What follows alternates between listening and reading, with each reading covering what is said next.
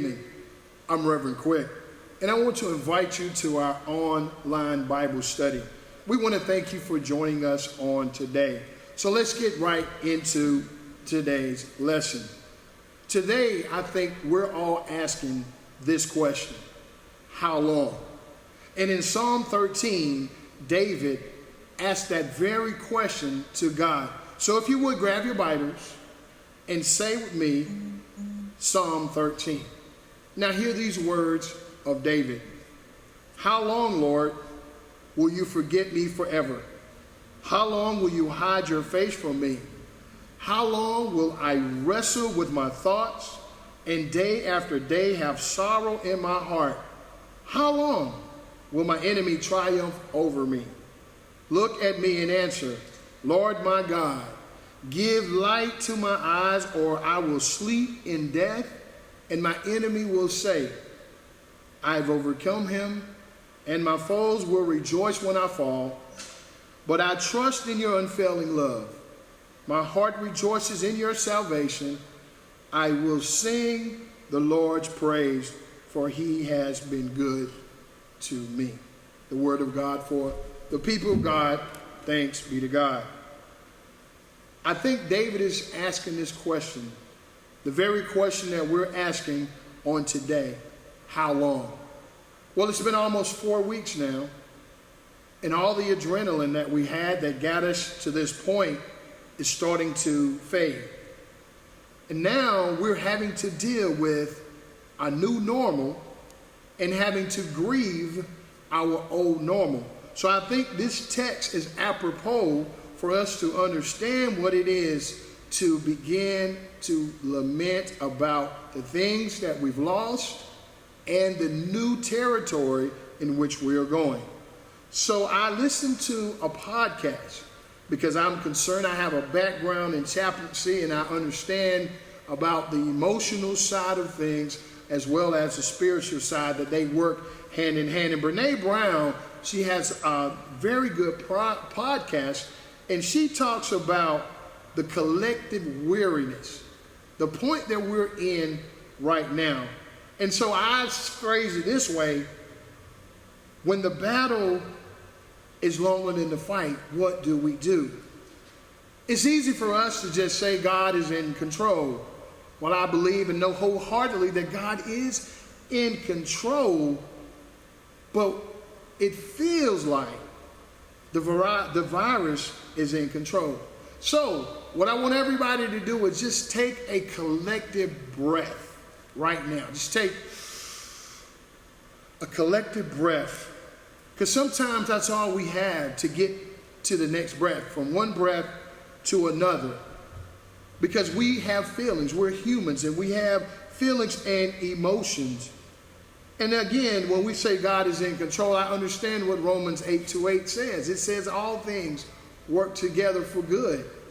But what happens when it doesn't feel good? What happens in the meantime? So let's talk a little bit about the meantime. Now, I'm the first one to say that waiting can get on your nerves, because sometimes waiting gets on my very nerves. But what we have to do as an individual and collectively is understand, how do we deal with this crisis in the meantime?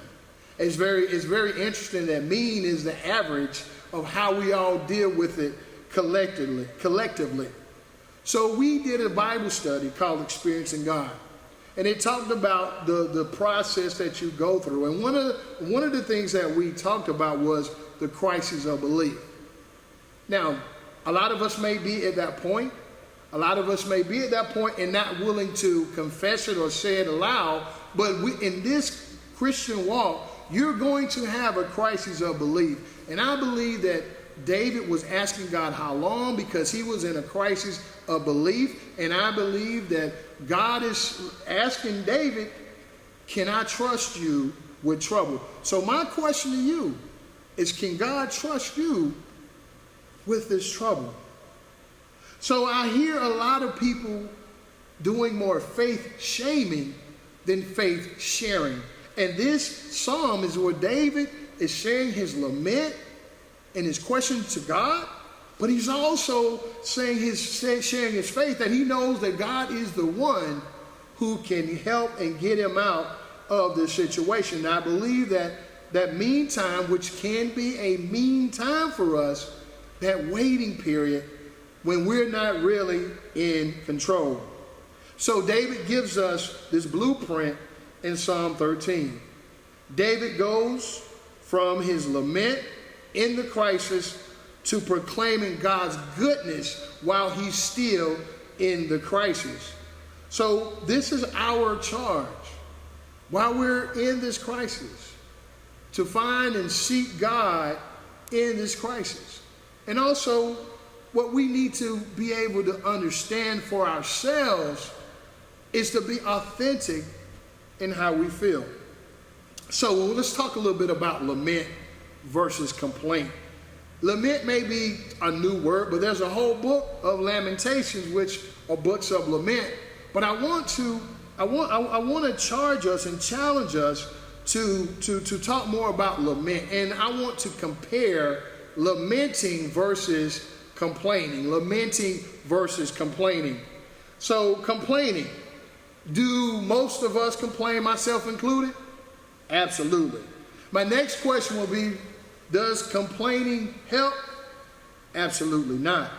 But let's take a look at the difference between complaining and lamenting. Complaining, it does four things. Number one, complaining, it only focuses on the problem, not the solution. Number two, it runs people off who might be able to help us, and it discourages others.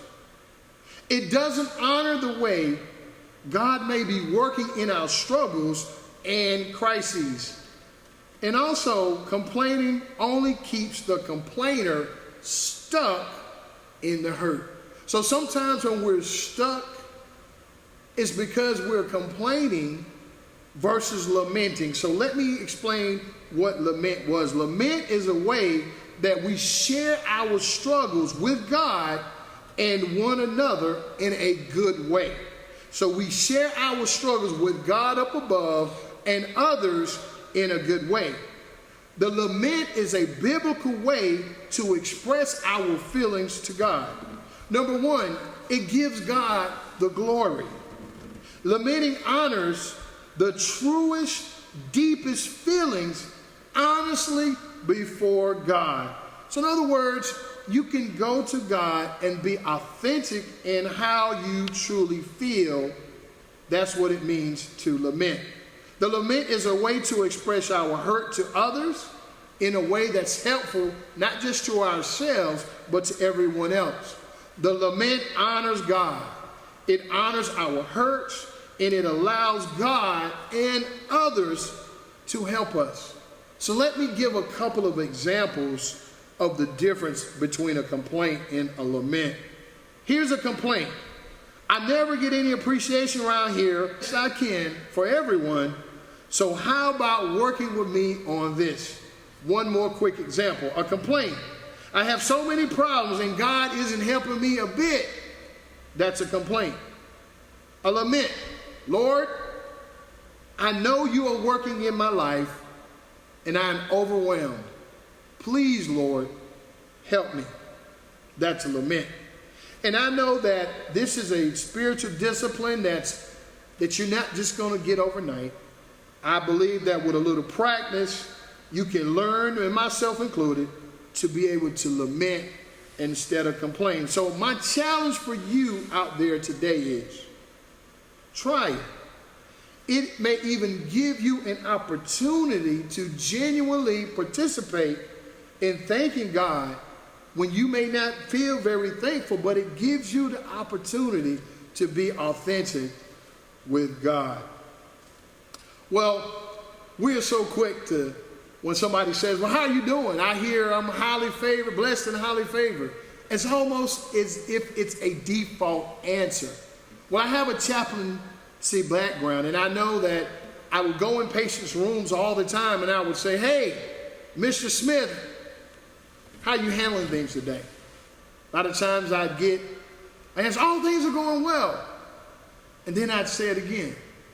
No, Mr. Smith, how are you really handling things today, then I'd get a completely different answer. And I'd get, well, chaplain, it's rough. I'm missing him. First of all, I'd get the hospital food sucks. And I would get things like, I miss being at home in my own bed. I miss not having control to be able to get in and out of my own bed. And so you get a whole different response when we're authentic. So we're so quick to go from the crucifixion to the resurrection that we begin to forget there were 3 days where Jesus was in the tomb. That was a waiting period from the Good Friday to the resurrection. But what about the meantime, the in-between time, that meanwhile that we have to deal with? And that's where we are now. We are between the crucifixion has happened. We're waiting for the resurrection. But right now, we're in the crucifixion. It's happening. So we need to give ourselves permission to be authentic. Permission to be authentic. That's what a lament does. It gives us the permission to be authentic to where you are right now.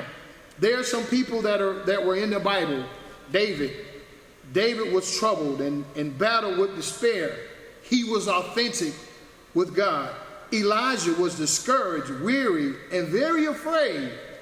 He was authentic with God. Jonah was angry and wanted to run away, but he was authentic in his wrestling and his struggles with God. Job suffered great loss, devastation, and physical illness. Job was tired. He was authentic with God. And in fact, he asked God and communicated to God that he was tired. And of course, God had a great response. I asked that you would read that some of the most strongest language from God, beautiful scripture in which God answers Job. But even Jesus himself was deeply anguished over what lay before him. He said, if there is another way, take this cup of suffering from me. In other words, when he was in the Garden of Gethsemane, Jesus got authentic with God. Now, we have what the text says, but maybe Jesus said some other things to God that just aren't there. But we know that was a place that Jesus was going to get authentic. So I implore you that maybe you need to find your Garden of Gethsemane, that place where you can just be authentic with God, where you give yourself permission to feel what you feel and how you feel, because I think that is our road. That helps our road to healing. It helps us to get through the crises when we're authentic and where we actually are. So what I've done is there's going to be an emotion chart. So this right here will help us and help you assess your own true emotions. I know yesterday, I had a difficult time yesterday. And I had to share it with my wife. Because at times, being the priest of my house, there's a big responsibility there. And so I knew yesterday, I don't know if y'all remember Ultraman, but Ultraman was this character, the superhero. He would go out and fight and fight and fight. Then he'd get to the point where his energy was gone and drawn from him, and his light would just start blinking. And he knew it was time for him to go and recharge. Yesterday, my light was blinking. So I let my wife know. I said, I'm not having a good day. I went to God and I honestly lamented. I said, God, as a person that's called to the ministry, I'm having a difficult time on today. And so she knew that on yesterday, she had to carry the emotional load in our family. But if I had not voiced to her and voiced to God where I was on yesterday, then we could have had a house that was devoid of the emotion that it took, the love and the care that it takes in order to get through a crisis. And so my challenge for you with this emotion chart is to assess your emotion on a daily basis during this crisis, and first of all, assess it with God. Allow God, tell God where you are. And so this chart says the following things, and it's color-coded, so you will know. First thing it says, I'm doing good today. It's a good day. So you know that, hey, things are well. Another one is I'm okay, which meaning I'm it's a little bit less than good, but I'm okay. I'm hanging in there. And the next thing is things are tough. Things are tough today.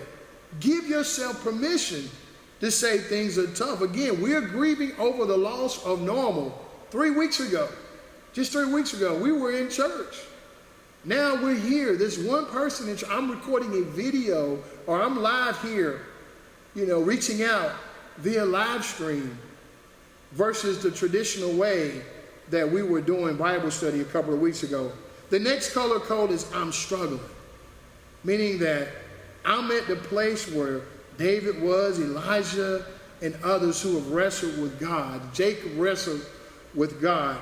And also the next one is I'm having a hard time and wouldn't mind if someone reached out to me. This is important. If you are at that place where you need a phone call, you need someone to reach out, please let somebody know. Because we won't know if you don't share it with us. So the last one is, I'm in a bad place right now. I'm in a bad place right now. You need to let someone know that as well. So we're ready here. We have our congregational care team that's ready to reach out. It doesn't matter if you're a member of Journey or not. We're here. We are here to help you wherever your wilderness, your valley, wherever you are right now. We are here to help you. So I guess you say, well, Martin, that doesn't seem very hopeful in what you shared with us thus far. But there is hope. I want to use this acronym that I learned in seminary. My pastoral care teacher taught me, Dr. Everett.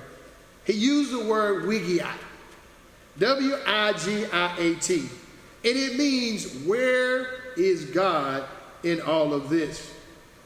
Well, this acronym, this is a way to remind us that we need to always be asking and looking for a way to see where God is active in and around our lives, and how God may be moving in our situation. Also, we can see God moving through medicine. We can see God moving through His Word, His people. We can see God moving where we have people who are putting their lives at risk, cashiers who are making sure that we can purchase food, people that are working, that are cooking food as well, delivering food, and we see hearts that are being moved. One of the things that I noticed, that 11 a.m. is no longer the most segregated Sunday, because God is, for whatever, through this, we're all on the same internet. So I thought, now look for places to find where God is at this moment. So what I've done and what I'm asking all of you to do, you can go on the Facebook, and we have the notes and stuff that are pinned there, so you can take that down and you can write that. You can write and follow us on with the notes in terms of, but I want you, so if you need to recap, but I want you to fill out a family gap plan. If you're not familiar with the gap plan, if you've ever purchased gap insurance is an insurance that you purchase when you have a car that has a certain value. You know, once you drive it off the lot, it decreases in value. So if you have an accident, what happens is whatever your car is worth is what you get paid versus what you owe. So if you got a $30,000 car and you owe $35,000, the insurance company is going to give you a $30,000 check, but you got a $5,000 balance. So you purchase gap insurance to cover that $5,000 balance. So what I'm saying, we need to have a gap plan, a way to cover from how you really feel, right, where you really are, to where you need to be. So the gap plan, and if you notice, it's got team. So in my family gap plan, it has Team Quick, and I call it the Meanwhile plan. So these are things that we can do in the meanwhile. Number one, get to know God better. That means more prayer, more meditation, fasting. That means studying. Number two, learn to lament. Give yourself permission to feel, and also gives you an opportunity to be authentic with God in a way that helps yourself and it helps others. Number 3, build community. Do wellness checks within your house. The emotional chart that I just talked about is a good way. And also outside of your house. Find ways to connect with people outside of your own home. Also continue to do the things you love within the quarantine limits. If you love bicycle riding, walking, if you love journaling, there are things that you can do that are normal to you. If you can do it within the constraints of the quarantine, then continue to do those things. Number 5, discover something new. So it's time to get out of your box. Find something different. Maybe you always wanted to learn to speak Spanish, or maybe there's a ballroom dancing or something that you wanted to learn. Now you have all this extra time. I want you to go discover something new. 6, help others. There's always someone who needs a phone call, who may need, hey, somebody the other day posted online, Brother William Smith did. He was like, hey, there's tissue, paper towels, and wipes at Target. Man, I jumped in my car that morning. Wife and I ran over to Target. So he was helping us. So there's still opportunities out here to help people. Number 7, don't compromise. Don't compromise what you believe. Don't compromise just because you're in a crisis. So what you need to find out and learn is how to be bold in the crisis. So between the valleys, this is a time for us to grow in our faith. It's an opportunity to grow in our evangelism. And when you're still ministering to people, don't compromise those beliefs as well. Number 8, go for long walks. Number 9, watch your diet and drink water. Now, I confess, we're being authentic. I've been watching what I've been putting in my mouth, and I haven't been controlling everything. Because I admit, I'm an emotional eater, so I have to be careful not to get that ice cream, those cakes, those cookies, and get the celery and the carrots, and drink water. And that's one thing I do. I drink a gallon of water every day. So make sure you stay hydrated. Next thing you can do on your family gap plan is call family and friends. Here's your opportunity. Call that cousin that you haven't spoken to in years. Call a church member. Hey, we love you. If you need some people to call a journey, we have folks that you can reach out. Just a few things before we end. The notes will be available on Facebook, which you can click on and get the notes. Also, we ask that you will list the last names of any families that you desire for us to pray for and with. Also, if you need to contact us, our phone number is on the screen. But also, we want to remind you that on Sunday at 10 a.m., we'll be right here in the cyberspace, and we'll have an online service right here. And in the meanwhile, don't forget, we have faith, but we also need to spray. Just a few things before we end. The notes will be available on Facebook, which you can click on and get the notes. Also, we ask that you will list the last names of any families that you desire for us to pray for and with. Also, if you need to contact us, our phone number is on the screen. But also, we want to remind you that on Sunday at 10 a.m., we'll be right here in the cyberspace, and we'll have an online service right here. And in the meanwhile, don't forget, we have faith, but we also need to spray. So y'all take care until Sunday, 10 a.m. See you on live stream. So y'all take care until Sunday, 10 a.m. See you on live stream.